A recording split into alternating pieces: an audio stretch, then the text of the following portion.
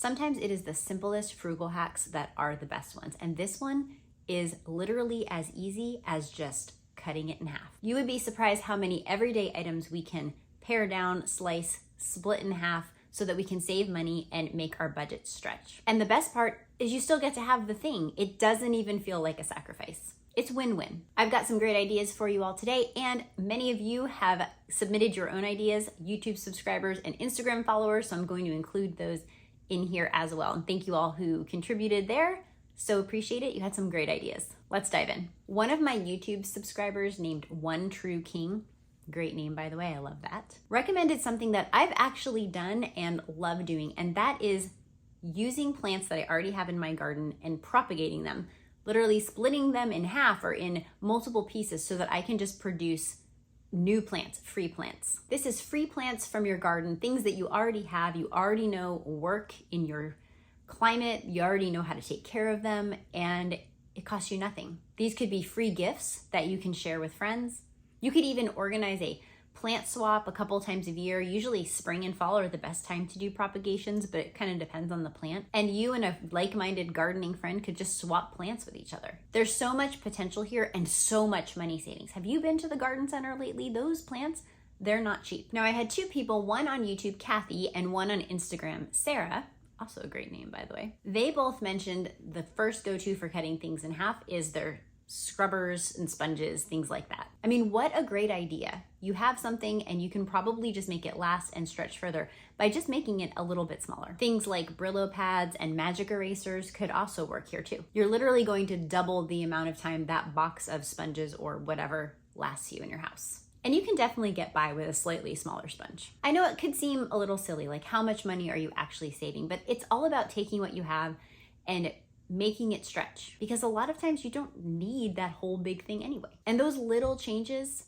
they really do add up over time when it comes to your bottom line. Another subscriber here on YouTube named Janine had an awesome suggestion that I've never heard of before, and that was to take paper plates and cut them in half when she's serving small desserts. I started thinking about all the cool things you could actually do to that plate to make it really intentional. Maybe some of those like scalloped edge scissors or cute hole punches, something that makes it look like this wasn't just a plate I cut in half, but I actually meant for this cool, different way of presenting this dessert. And paper plates, they're not cheap. You reduce waste, you reduce costs, and you have the chance to be a little bit creative and serve your food on something unique. I loved this one. Definitely going to be trying it. Another area where we can cut things in half is our laundry rooms. Dryer sheets, if you use those, are full of all of those chemicals or scents or whatever the things are that do the job. And you really don't need as much of a concentration of all of that stuff for it to soften and freshen your clothes. Cutting those in half means you're buying less boxes. You might even be cutting out some of the chemicals that you maybe don't want to be on your clothes or you want less of. So if you're a dryer sheets user,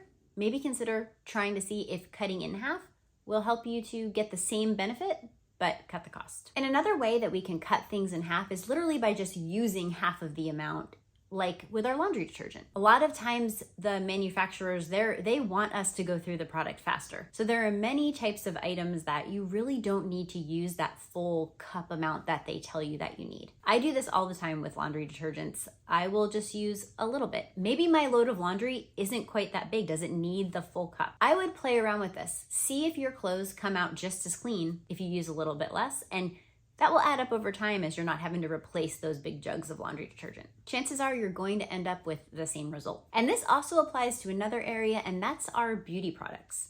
I have many products that I use smaller amounts of than what they suggest. Tiny little pea-sized amounts of things like moisturizers and serums, little can really go a long way. I cut these glycolic acid towelette treatments in half to make the box stretch. That half cut towel is perfect for treating my face and my neck, tops of my hands, and different areas. Super effective, and I don't have to buy a box nearly as much. I have this company that I love to buy their goat's milk soaps from. I will link that down below. But when soaps sit in the shower and are exposed to the moisture or water, they degrade.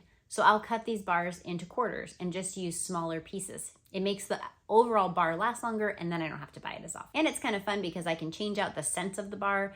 more frequently if I want to. Over on Instagram, one of my followers, her name is Chosen Being Sanctified, which again, such a cool name. You guys come up with the best ideas. She recommended taking a smaller amount of your facial moisturizer, but using damp hands to make it stretch. I love this idea, and it's scientifically proven that these products will absorb into our face better and retain more moisture if we use them on slightly damp faces or mix them with water. It's the chemistry of the product. So what a great way to save money and actually make the products more effective at the same time. Another area where we can save a ton is with our food, particularly if we're gonna go out to eat. We all know the portions at most of these restaurants are way more than any of us need to be eating at one sitting. I went out to lunch with some girlfriends after church last week, and I just purposely got a box ahead of time and set aside half of the portion of the item that I bought, and the next day I had it for lunch. It actually tasted even better the next day. So I spent the money once and I got 2 meals out of it. I also got less calories out of it. So